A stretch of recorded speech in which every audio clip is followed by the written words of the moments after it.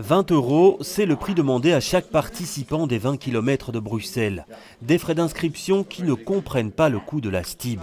Lors d'une précédente édition, les organisateurs avaient pourtant offert le titre de transport en négociant avec la STIB l'achat de 25 000 tickets au tarif préférentiel de 1 €.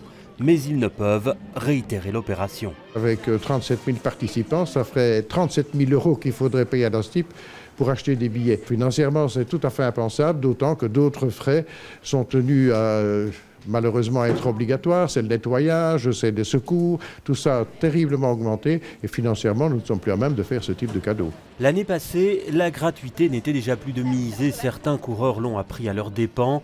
Ils ont été verbalisés par les services de contrôle. Un incident qui avait provoqué un tollé. Une campagne d'information spécifique a donc été mise en place cette année.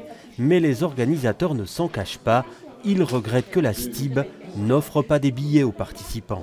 Il est clair que quand vous avez 117 nationalités qui viennent ici à Bruxelles, qui vont faire vivre le commerce, qui vont apporter une aura à la capitale, on parle des 20 km de Bruxelles dans le monde entier, et tous ces gens qui viennent à Bruxelles et qui vont consommer, qui vont loger à tel, c'est un apport économique important pour la région.